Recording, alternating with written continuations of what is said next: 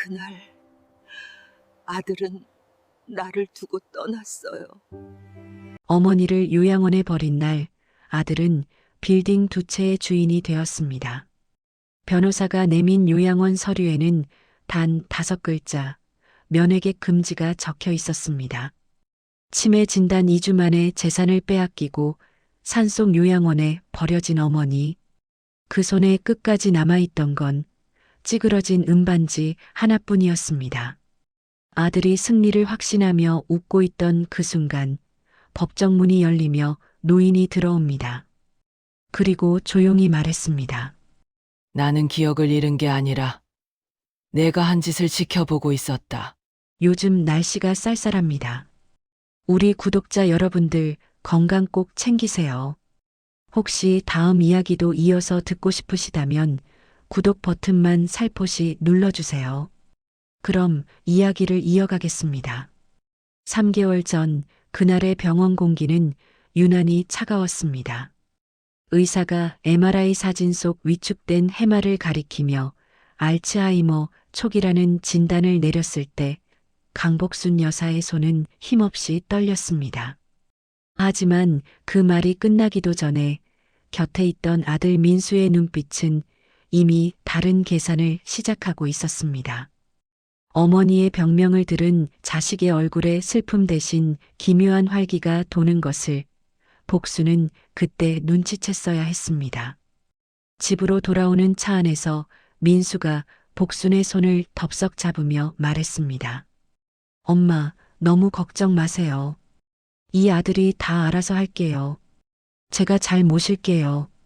그날 밤부터 며느리의 태도가 180도 바뀌었습니다. 살갑게 웃으며 내민 작은 알약 3개. 그날 이후 복순의 하루는 늘 잠과 혼미함 속에서 흘러갔습니다. 생각은 흐릿해졌고 판단은 느려졌습니다. 약 기운에 취해 정신이 안개 속을 헤매는 사이 아들 내외의 움직임은 빨라졌습니다. 사흘째 되던 날 며느리가 서류 뭉치를 들고 복순의 방으로 들이닥쳤습니다. 어머니, 재산 관리 복잡하시죠? 아들 명의로 옮겨놔야 나중에 세금도 안 나오고 편하세요. 자, 여기 도장 찍으세요. 글씨가 2개로 겹쳐 보이는 흐릿한 시야 속에서 아들 민수가 복순의 어깨를 강하게 눌렀습니다. 엄마, 저 믿으시죠? 제가 엄마 재산 지켜드리려는 거예요. 얼른요. 강압적인 분위기에 눌려 결국 찍어버린 도장. 며느리가 낚아채듯 서류를 챙겨나가는 모습이 복순의 마지막 기억이었습니다. 그날 밤 정신이 든 복순이 서랍을 뒤졌지만 평생 일궈온 통장과 권리증은 이미 자취를 감춘 뒤였습니다. 아들아, 내 서류들 어디 갔니? 복순의 외침에 민수가 방문을 벌컥 열었습니다. 아까의 다정함은 온데간데 없는 싸늘한 눈빛이었습니다. 엄마가 자꾸 잃어버리니까 제가 보관한다고요. 앞으로 이런 건 묻지 말고 잠이나 자세요. 민수는 그대로 방문을 밖에서 걸어 잠갔습니다. 칠흑 같은 어둠 속에 혼자 남겨진 복수는 가슴을 쥐어뜯었습니다. 아들이 나를 위하는 게 아니라 나를 사냥하고 있다는 사실을 그제야 깨달은 것입니다. 문제는 진짜 충격은 아직 나오지도 않았다는 겁니다. 아들이 준비한 계획은 고작 재산을 뺏는 것에서 끝나지 않았으니까요. 복수는 밤새 잠을 이룰 수 없었습니다. 문 밖에서 들려오는 아들과 며느리의 낮은 속삭임 때문이었습니다. 여보, 서류 작업은 다 끝났지? 이제 저 노인네 어떻게 할 거야? 어쩌긴 봐둔 곳이 있어. 산골이라 아무도 못 찾아올 거야. 면회도 안 되는 곳으로 이미 얘기 끝냈어. 다음 날 새벽 복수는 눈도 다 뜨지 못한 채 차에 태워졌습니다. 도착한 곳은 산속 깊은 곳의 외진 건물. 입구에는 면회객 금지라는 편말이 붙어 있었습니다. 복수는 그곳에 던져지듯 버려졌습니다. 하지만 아들이 간과한 것이 하나 있었습니다. 복순의 손가락에 끼워진 낡고 찌그러진 은반지.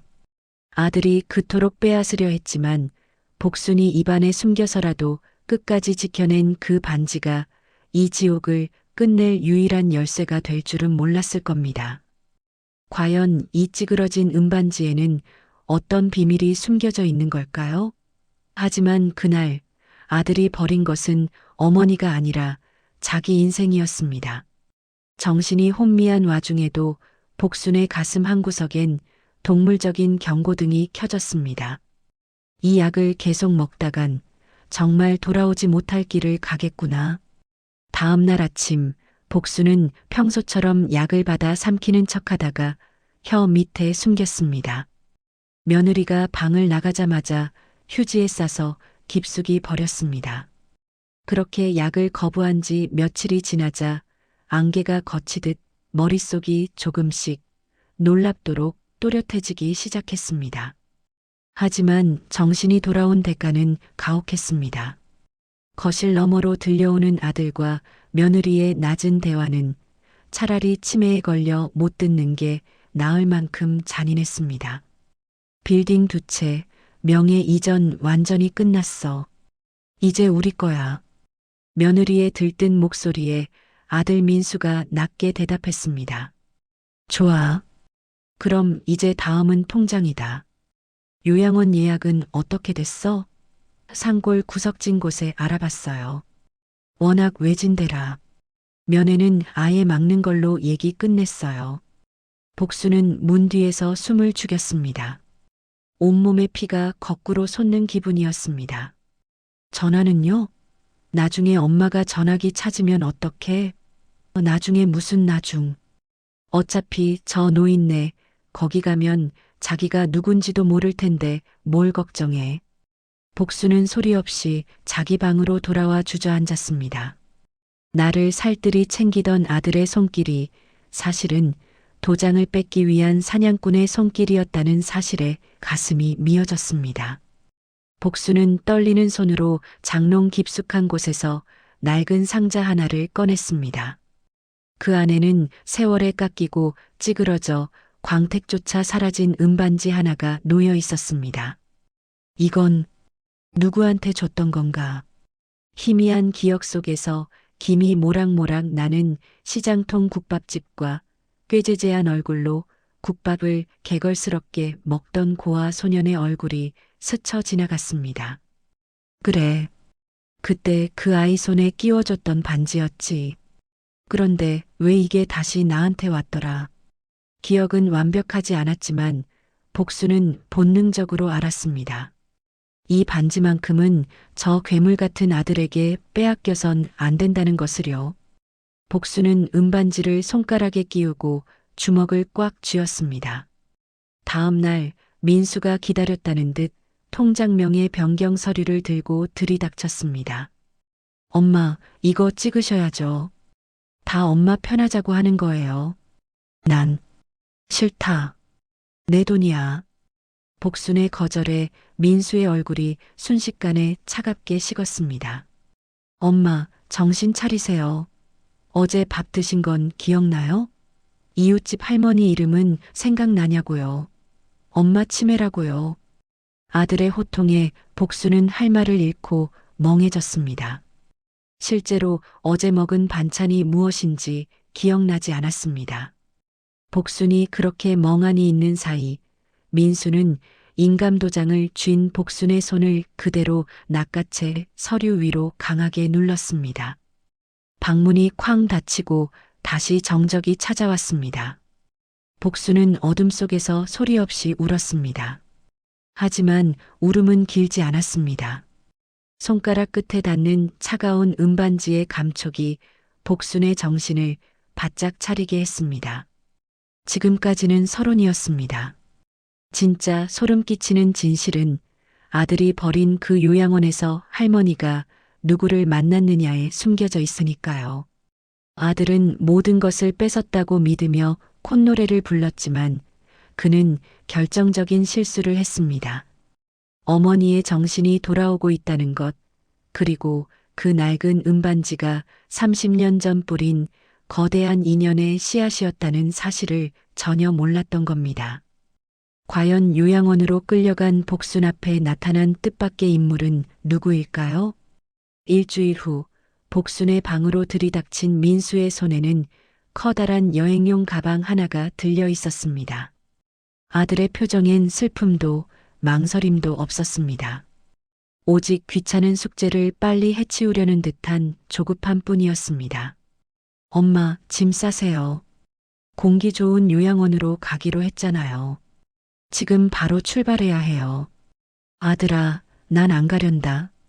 내 집에서 내 손으로 밥 해먹고 살란다. 싫어, 안 가. 복순의 완강한 거절에 민수의 눈빛이 순식간에 서늘해졌습니다. 엄마, 이건 선택할 문제가 아니에요. 이미 예약도 끝났고 서류 절차도 다 마쳤다고요. 아들의 강압적인 손길에 이끌려 짐은 단 30분 만에 싸졌습니다. 복수는 차 뒷자리에 짐짝처럼 실렸습니다. 차가 출발하고 백미러 너머로 평생을 일궈온 집이 멀어지자 복순의 가슴엔 구멍이 뚫린 듯 찬 바람이 불었습니다. 차는 고속도로를 지나 점점 더 깊은 산속으로 향했습니다. 3시간 동안 차 안에는 숨막히는 침묵만이 흘렀습니다. 창밖으로 인적조차 드문 굽이굽이 산길이 이어지자 복수는 떨리는 목소리로 겨우 입을 뗐습니다. 아들아, 거기는 멀지 않은 곳이니? 면회는 자주 올 거지? 민수는 대답 대신 엑셀을 더 강하게 밟았습니다. 차가 멈춰선 곳은 잡초가 무성한 낡은 건물 앞이었습니다. 푸른 요양원. 그곳은 요양원이라기보다 세상으로부터 누군가를 완벽히 지우기 위해 설계된 감옥 같았습니다. 기다리고 있던 원장이 나와 민수와 은밀하게 악수를 나누었습니다. 민수는 품속에서 미리 준비한 두툼한 서류 봉투를 건넸습니다. 원장님 말씀드린 대로 면회는 당분간 절대 안 됩니다. 어머니가 찾으셔도 전화기 근처엔 보내지 마세요. 외부인 접촉은 철저히 금지입니다. 걱정 마십시오. 저희는 그런 특수 관리가 전공이니까요. 그들의 대화를 듣는 순간 복수는 마지막 남은 희망의 끈이 끊어지는 것을 느꼈습니다. 민수가 뒤돌아 차로 향하자 복수는 젖먹던 힘을 다해 복도로 뛰어나갔습니다. 아들아, 아들아, 나 여기 두지 마라. 내가 잘못했다, 아들아. 민수의 발걸음이 잠시 멈췄습니다. 아주 짧은 1초, 그의 어깨가 미세하게 떨리는 듯 보였습니다. 하지만 그는 끝내 돌아보지 않았습니다. 엔진 소리와 함께 아들의 차가 산길 아래로 사라지는 것을 보며 복수는 차가운 바닥에 주저앉았습니다. 간호사들에게 양팔을 붙잡힌 채 복수는 멀어져가는 차 뒷모습을 향해 목 놓아 울었습니다. 하지만 그 처절한 울음소리는 깊은 산세에 부딪혀 공허하게 되돌아올 뿐이었습니다. 그때였습니다. 복순을 거칠게 방으로 끌고 가던 간호사의 눈에 복순의 손가락에 끼워진 찌그러진 은반지가 들어왔습니다. 어머 할머니, 요양원 들어오면 이런 귀중품은 다 맡겨야 해요. 자, 이리 내놔요. 하지만 진짜 충격은 아직 나오지도 않았습니다. 간호사가 그 반지를 강제로 뺏으려던 바로 그 순간 요양원 안쪽에서 누군가 달려 나와 할머니의 손을 낚아챘으니까요.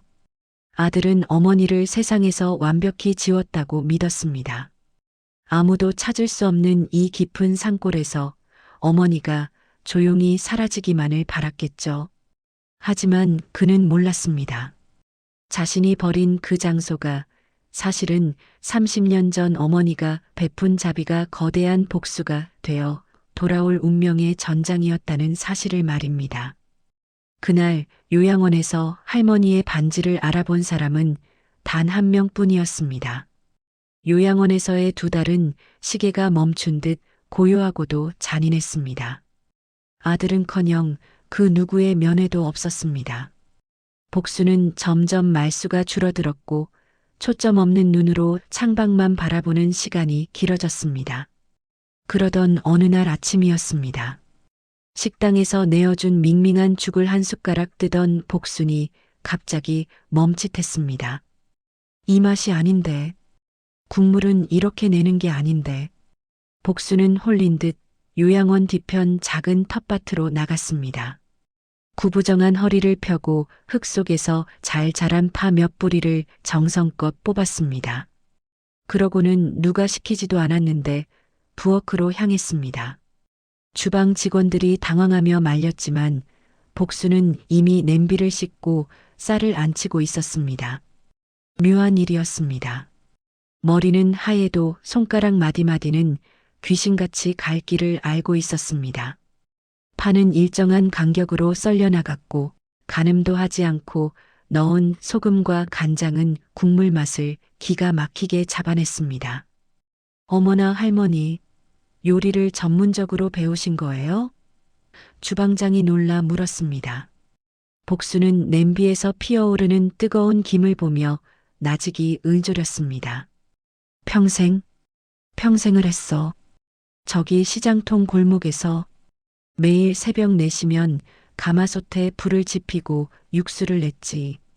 그 순간 흩어졌던 기억의 조각들이 국밥의 김처럼 몽글몽글 피어올랐습니다. 땀 흘리며 국밥을 들이키던 시장 사람들, 고소한 기름 냄새, 그리고 투박하지만 정겨웠던 그 시절의 공기. 할머니, 솜씨가 정말 보통이 아니세요. 괜찮으시다면 여기 노인분들 식사 준비 좀 도와주실 수 있을까요? 그날부터 복순의 삶은 달라졌습니다. 멍하니 침대에 누워 죽을 날만 기다리던 치매 환자 강복순은 사라졌습니다. 대신 새벽같이 일어나 앞치마를 두르고 주방을 진두지휘하는 강 여사가 돌아왔습니다. 오늘 국이 왜 이리 시원해? 입맛 없던 게 싹 가시네. 동료 노인들의 칭찬이 쏟아질 때마다 복순의 메말랐던 얼굴에 조금씩 생기가 돌았습니다. 요양원 원장 역시 복순의 활약에 감탄하며 뜻밖의 제안을 건넸습니다. 강 여사님, 정식으로 주방장 보조로 일해주세요. 적지만 정식 월급도 드리겠습니다. 월급이라는 단어를 듣는 순간 복순은 생전 처음 느껴보는 해방감을 맛보았습니다. 아들에게 빌딩과 통장을 다 뺏기고 쓸모없는 존재로 버려졌던 그녀가 자신의 손끝으로 다시 세상에 필요한 존재가 되었음을 증명한 것입니다. 그날 밤 복순은 창가에 앉아 달빛 아래 반짝이는 은반지를 내려다보았습니다. 이 반지, 분명히 내 전부를 걸고 지켜줬던 누군가가 있었는데 아직 그 사람의 얼굴은 안개 속에 가려져 있었지만 복순은 느낄 수 있었습니다. 그 소중한 인연이 곧 자신을 찾아올 것이라는 강력한 예감을 말이죠. 하지만 여러분, 아들은 몰랐을 겁니다. 어머니가 벌어들인 그 작은 월급 봉투가 나중에 자신의 목을 조르는 결정적인 법적 증거가 될 줄은 꿈에도 몰랐겠죠. 복수는 다시 일어서고 있었습니다. 아들이 빼앗아간 것은 돈이었지만 어머니가 되찾은 것은 자신이었습니다.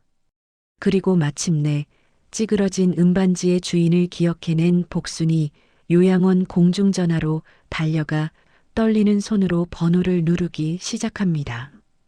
과연 수화기 너머에서 들려온 목소리는 누구였을까요? 다음 날 오후 3시, 복수는 약속이라도 한 듯 요양원 현관 앞 낡은 벤치에 자리를 잡았습니다. 사실 복순 자신도 왜 매일 이 시간에 이곳에 앉아 있는지 정확한 이유를 설명할 수 없었습니다. 그저 가슴 한구석에서 누군가 반드시 올 것이다라는 막연하지만 뜨거운 확신이 마치 나침반처럼 그녀의 등을 떠밀었을 뿐입니다. 간호사가 지나가며 걱정스러운 듯 물었습니다. 강 여사님, 밖이 쌀쌀한데 또 나오셨어요? 누구 기다리시는 분이라도 있으세요? 아드님은 연락도 없던데. 복수는 초점 없는 눈으로 정문을 바라보며 힘없이 고개를 저었습니다. 글쎄, 그냥 누가 올 것만 같아서 그래. 아주 귀하고 내가 꼭 만나야 할 사람이. 그날도 그 다음 날도 기다리던 소식은 없었습니다. 비바람이 몰아쳐 창문이 흔들리는 날에도, 시린 눈발이 앞마당을 하얗게 덮는 날에도 복수는 오후 3시만 되면 어김없이 벤치를 지켰습니다. 손가락에 끼워진 찌그러진 은반지를 습관처럼 만지작거리며 그녀는 잃어버린 시간의 퍼즐을 맞추려 애썼습니다. 이게 대체 뭐였더라? 분명 내 목숨보다 소중하게 지켜야 한다고 했는데. 복수는 반지를 빼보려다가도 이내 소스라치게 놀라며 다시 깊숙이 끼워 넣었습니다. 아니야, 빼면 안 돼. 이걸 빼는 순간 내가 누군지, 내가 왜 살아야 하는지조차 영영 잊어버릴 것만 같아. 그러던 어느 날 새벽이었습니다. 복수는 주방에서 홀로 커다란 가마솥에 사고를 안 치고 있었습니다. 시간이 얼마나 흘렀을까. 무거운 솥뚜껑 틈으로 뽀얀 국물이 우러나며 진한 육수 냄새가 주방 가득 피어올랐습니다. 그 구수한 냄새가 코끝을 스치는 순간 복수는 마치 강력한 전기라도 통한 듯 그 자리에 얼어붙었습니다. 이 냄새 기억나? 30년 전 그 차갑던 시장 골목 냄새야. 기억의 댐이 한꺼번에 무너지듯 파편들이 뇌리를 스쳤습니다. 새벽 4시 모두가 잠든 시간. 가게 뒷마당 쓰레기통을 뒤지며 엄배추 꼬리를 씹던 비쩍 마른 어린 소년 하나. 배고픔에 눈이 퀭했던 그 아이에게 복수는 갓 끓인 뜨끈한 국밥 한 그릇을 내어주었습니다. 하루, 이틀, 그렇게 3년. 복수는 그 아이의 이름 없는 시장 엄마가 되어주었습니다. 그리고 어느 눈부시게 밝았던 날, 소년이 새하얀 봉투를 들고 달려와 복순의 가슴팍에 얼굴을 묻고 울음을 터뜨렸습니다. 할머니, 저 대학 합격했어요. 법대 합격했다고요. 이제 저 판검사 돼서 할머니 호강시켜 드릴게요. 그날 소년이 제 손가락에 끼워져 있던 찌그러진 은반지를 복순의 거친 손에 끼워주며 떨리는 목소리로 약속했던 장면이 비디오 필름처럼 되살아났습니다. 할머니, 제가 나중에 꼭 성공해서 할머니 지켜드릴게요. 이 반지 제 심장이라 생각하고 꼭 끼고 계세요. 세월이 지나도 제가 이 반지를 보고 할머니를 꼭 찾아낼 테니까요. 강 여사님, 국 넘쳐요. 무슨 생각을 그렇게 넋을 놓고 하세요? 주방장의 외침에 복수는 소스라치게 놀라며 정신을 차렸습니다. 가슴이 터질 듯이 방방 뛰었습니다. 그래, 그 아이야. 이름은 아직 안 떠오르지만 법 공부를 하겠다던 그 눈이 선하고 맑던 아이. 그 아이라면 나를 이 지옥에서 꺼내줄 수 있어. 하지만 여러분, 진짜 충격은 이제부터입니다. 할머니가 기억을 되찾고 희망을 품은 바로 그 시각, 아들은 어머니의 존재를 이 세상에서 영원히 지워버릴 가짜 사망 진단서를 준비하고 있었거든요. 복수는 이제 확신했습니다. 이 찌그러진 은반지는 단순한 장신구가 아니라 자신을 구원하러 올 유일한 혈육보다 진한 인연과의 연결고리라는 것을요. 복수는 요양원 구석에 놓인 낡은 공중전화로 달려갔습니다. 기억 저편 깊숙이 묻어두었던 그 소년이 삐뚤삐뚤한 글씨로 신문지에 적어줬던 번호 하나가 기적처럼 머릿속에 번뜩였습니다. 수화기 너머에서 들려올 첫마디는 무엇일까요? 그리고 그 한마디는 이미 시작된 아들의 계획을 멈출 수 있을까요?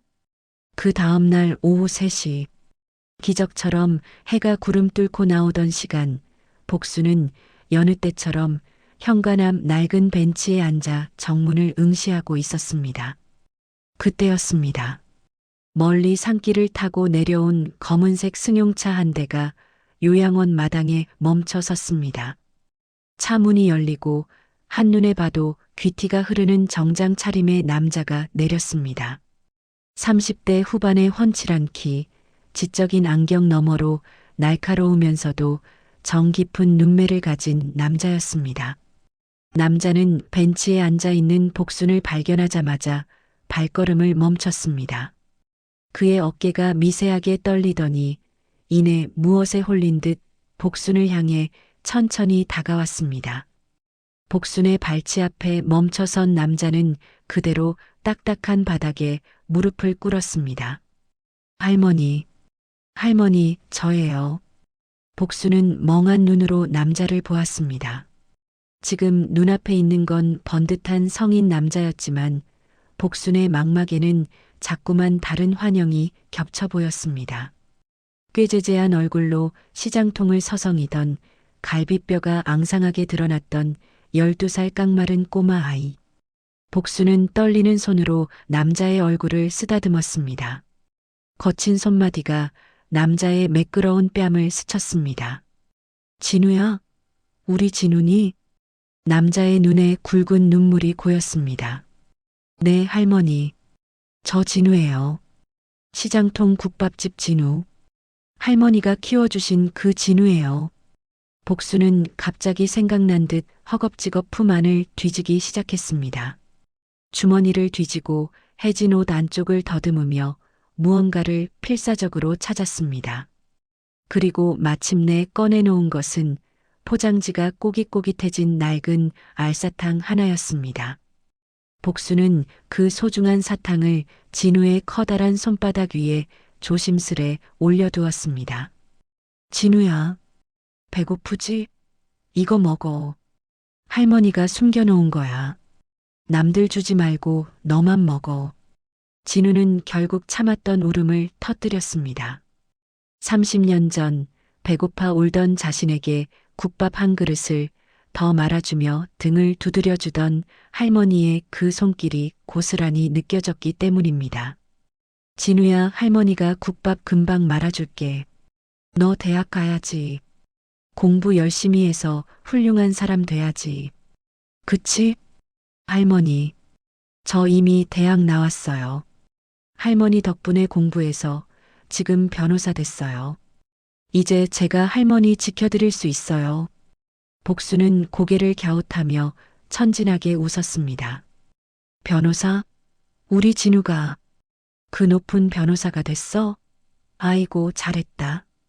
잘했어, 우리 강아지. 복수는 12살 아이를 어루만지듯 진우의 머리를 연신 쓰다듬었습니다. 그때 진우의 시선이 복순의 손가락에 멈췄습니다. 세월에 깎이고 찌그러진 하지만 빛바래지 않은 은반지 하나.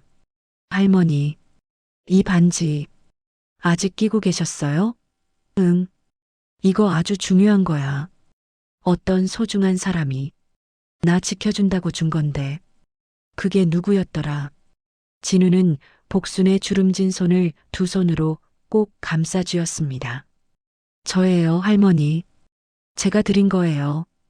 할머니가 저 대학 보내주신 날 제가 울면서 끼워드린 제 심장 같은 반지예요. 복수는 다시 혼란스러운 듯 미간을 찌푸리며 물었습니다. 그런데 넌 누구니? 우리 진우 친구니? 기억은 다시 안개 속으로 사라졌지만 진우는 웃으며 눈물을 닦았습니다. 할머니의 머릿속에서 자신의 이름은 지워졌을지 몰라도 할머니의 몸과 가슴은 여전히 자신을 사랑하고 있다는 것을 확인했으니까요. 멀리서 이 광경을 지켜보던 간호사들도 앞치마로 눈물을 닦아냈습니다. 진우는 할머니의 차가운 손을 입가에 가져가며 나직하지만 서슬 펄은 목소리로 다짐했습니다. 할머니, 조금만 더 기다려주세요. 할머니 버리고 도망간 그 인간들. 제가 법의 이름으로 반드시 심판하겠습니다. 제가 모시러 올게요. 하지만 여러분, 아들은 이미 선을 넘었습니다. 진우 변호사가 요양원에 도착하기 딱 1시간 전 아들은 어머니의 모든 재산을 현금화해서 해외로 도피할 비행기 표를 끊었거든요. 이제 전세는 역전되었습니다. 대한민국 최고의 승소율을 자랑하는 변호사가 된 국밥집 소년 진우. 그리고 자신의 친어머니를 요양원에 가두고 인생을 가로채려던 아들 민수. 과연 진우는 어떤 기상천외한 방법으로 아들의 재산 탈취를 무효로 만들고 법정에서 할머니의 눈물을 닦아줄 수 있을까요? 진짜 소름 끼치는 법적 응징은 이제부터 시작됩니다. 요양원에서의 재회 다음 날 한진우 변호사는 사무실로 돌아오자마자 강복순 여사의 재산 흐름을 추적하기 시작했습니다. 하지만 조사 결과는 참담했습니다. 서울 요지의 빌딩 2채, 수십 년간 모은 예금과 주식까지 모든 명의는 이미 아들 강민수에게 넘어가 있었습니다.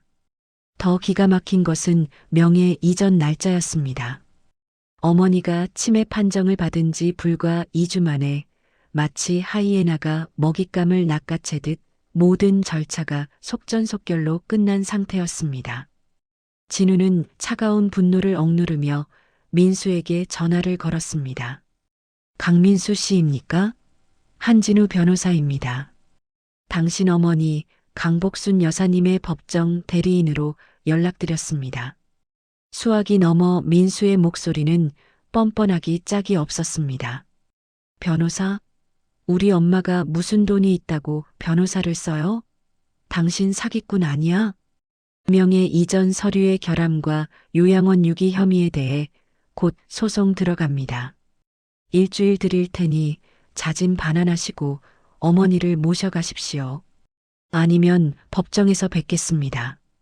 이틀 후 진우를 만난 민수는 비싼 외제차 키를 만지작거리며 비웃었습니다. 어머니가 직접 찍은 도장이에요. 치매라고 해도 그땐 멀쩡하셨다고요. 법대로 하세요. 나도 준비 다 끝냈으니까. 진우는 자신만만하게 법정에 섰습니다. 어머니를 가둔 비정한 아들의 실체를 낱낱이 밝히리라 다짐했습니다.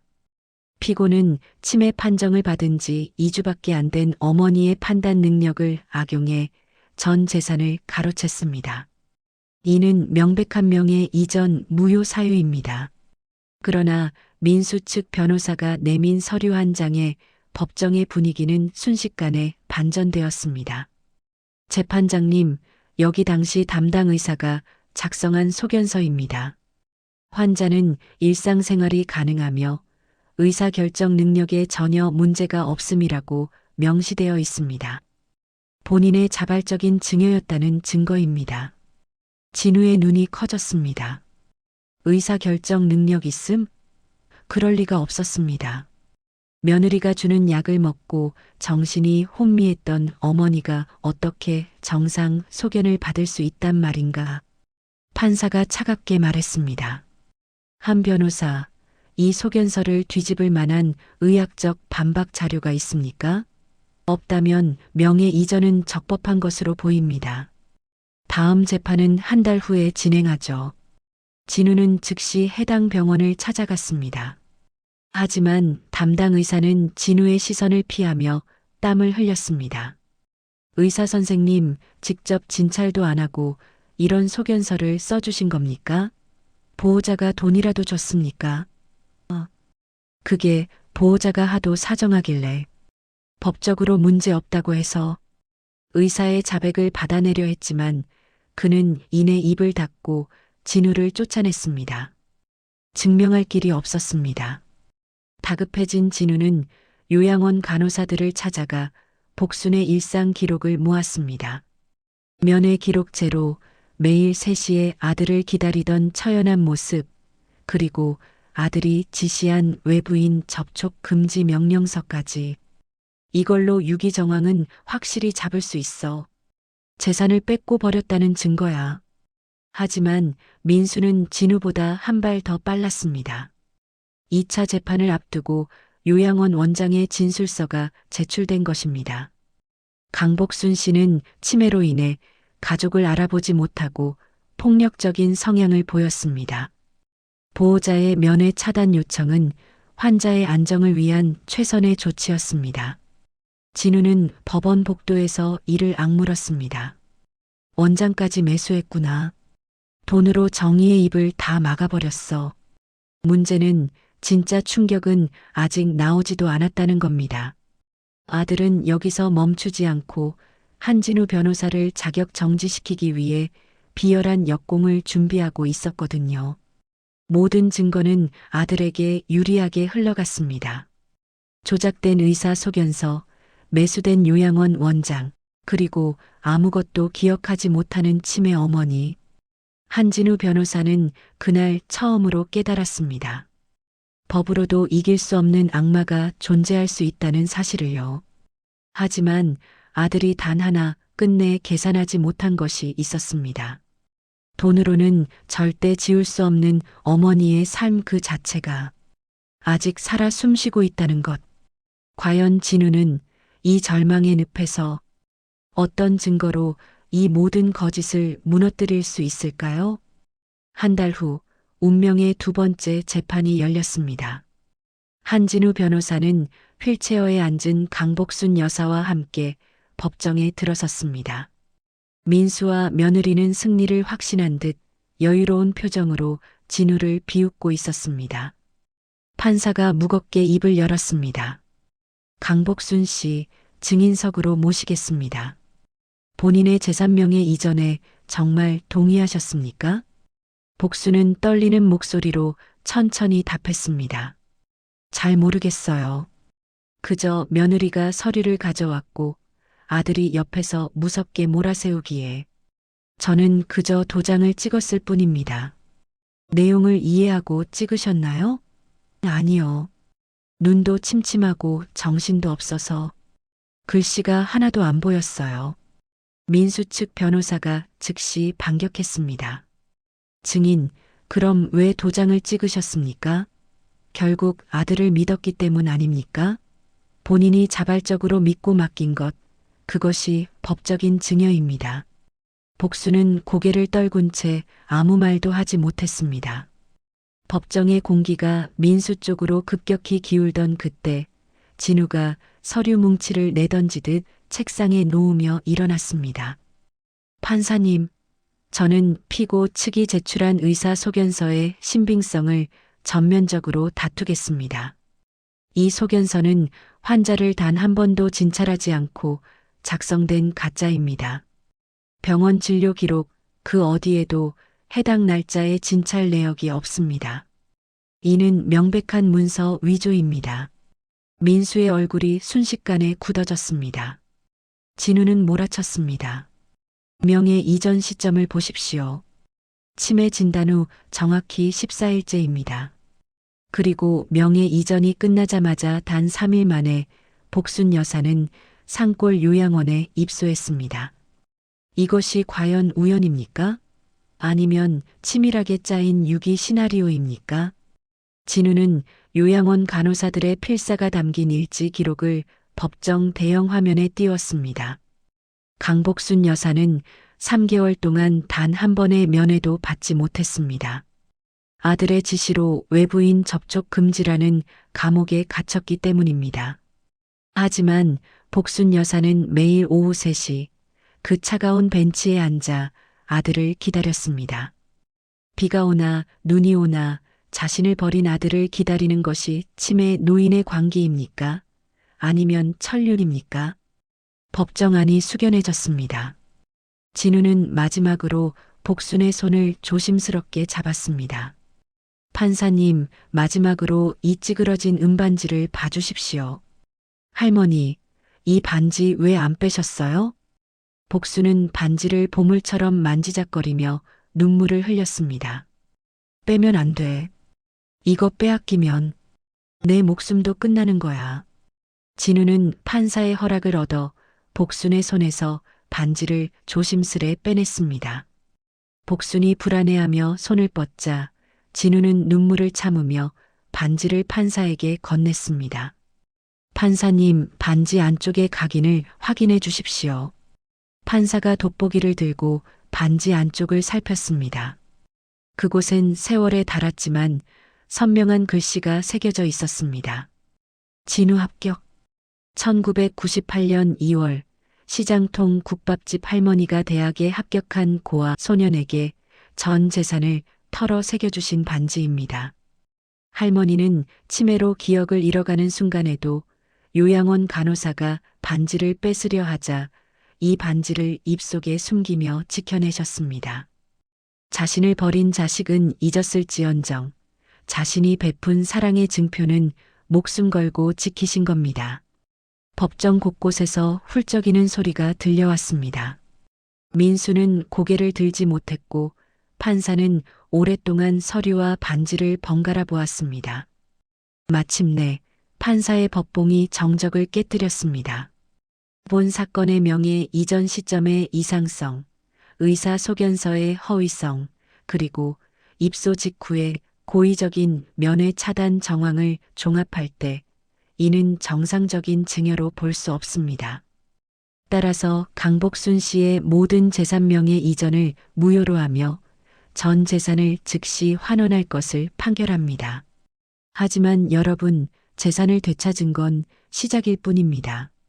진우 변호사는 재판장을 나서는 아들 민수의 등 뒤에 대고 그가 평생 감방에서 썩게 될 진짜 무서운 죄목을 읊기 시작했거든요. 복수는 진우가 돌려준 반지를 다시 손에 끼며 환하게 웃었습니다. 고맙다, 진우야.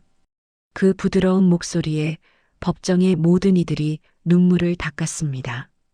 하지만 승리의 기쁨도 잠시, 진우의 눈빛이 다시 차갑게 변했습니다. 그는 비열하게 도망치려는 민수의 앞을 막아서며 서류 한 장을 더 꺼냈습니다. 강민수 씨, 재산만 돌려주면 끝인 줄 알았습니까? 당신이 요양원 원장과 결탁해 어머니의 가짜 사망 진단서를 준비했던 증거, 방금 검찰에 넘겼습니다. 과연 아들 민수는 자신이 저지른 죗값을 어떤 방식으로 치르게 될까요? 그리고 이 이야기는 아직 끝나지 않았습니다. 한 달 후, 복수는 햇살이 잘 드는 아담한 아파트로 거처를 옮겼습니다. 진우가 자신의 첫 월급으로 마련해준 작지만 따뜻한 안식처였습니다. 그날 밤 정적을 깨는 초인종 소리가 울렸습니다. 문 밖에는 한 달 전 법정에서 모든 재산을 몰수당하고 초라해진 민수가 서 있었습니다. 비싼 정장 대신 구겨진 점퍼 차림, 그는 혼자였습니다. 복수는 아무 말 없이 민수를 거실로 들였습니다. 민수는 자리에 앉기도 전에 바닥에 털썩 무릎을 꿇었습니다. 엄마, 제가 잘못했습니다. 돈에 눈이 멀어 잠시 미쳤었나 봐요. 한 번만, 딱 한 번만 용서해 주세요. 오랜 침묵이 흘렀습니다. 복수는 떨리는 손으로 무릎 위에 놓인 은반지를 만지작거렸습니다. 아들의 눈물을 보며 가슴이 무너지지 않는다면 거짓말이겠지만 복수는 이미 천륜보다 더 무서운 진실을 보았습니다. 복수는 천천히 그러나 단호하게 입을 열었습니다. 민수야, 넌 이제 내 아들이 아니다. 엄마, 그게 무슨 말씀이세요? 제가 잘못했다니까요. 내 아들 민수는 3개월 전 나를 그 산골 요양원에 던져놓고 뒤도 안 돌아보고 떠날 때 이미 죽었다. 지금 내 앞에 너는 그저 돈이 없어져 구걸하러 온 이방인일 뿐이야. 복수는 차갑게 일어나 현관문을 열었습니다. 나가거라. 다시는 내 눈앞에 나타나지 마라. 민수의 통곡 소리가 닫힌 문 너머로 멀어져 갔습니다. 홀로 남겨진 거실에서 복수는 소리 없이 눈물을 훔쳤습니다. 하지만 그것은 후회가 아니라 평생을 짓눌러온 가짜 인연을 비워내는 정화의 눈물이었습니다. 며칠 후 진우가 두 손 가득 식재료를 들고 찾아왔습니다. 할머니, 오늘은 제가 시장통 국밥 대신 진짜 맛있는 요리 해드릴게요. 부엌에서 서툴지만 정성껏 칼질을 하는 진우의 뒷모습을 보며 복수는 나직이 읊조렸습니다. 진우야, 넌 내 진짜 아들이다. 진우는 하던 일을 멈추고 돌아섰습니다. 그의 눈가에 붉은 이슬이 맺혔습니다. 네, 어머니. 저도 할머니가 제 진짜 어머니예요. 평생 제가 모실게요. 저녁을 먹으며 복수는 환하게 웃었습니다. 진우야, 정말 맛있다. 난 지금이 내 인생에서 가장 행복하구나. 6개월이 지났습니다. 복순의 기억은 여전히 모래성처럼 허물어지곤 합니다. 어떤 날은 진우를 보며 뉘시오? 라고 묻기도 합니다. 하지만 진우가 나타나면 복수는 본능적으로 웃습니다. 손에 낀 찌그러진 은반지를 만지작거리며 말이죠. 이거 정말 중요한 거야. 나를 지켜주는 보물이거든. 네, 할머니. 제가 항상 여기 있을게요. 따뜻한 햇살이 내리쬐는 오후, 복수는 창가에 앉아 평온하게 눈을 감았습니다.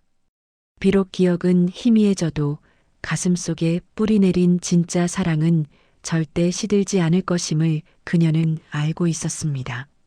오늘 이야기, 당신 이야기 같아서 마음이 아프진 않으셨나요? 가족이라는 이름 아래 참고 숨기고 말하지 못했던 순간은 누구에게나 한 번쯤 있습니다.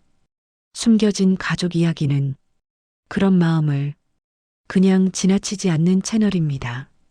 다음 이야기에서도 당신 가슴 속에 남아있던 그 말을 함께 꺼내보겠습니다. 다음에 또 여기서 뵙겠습니다.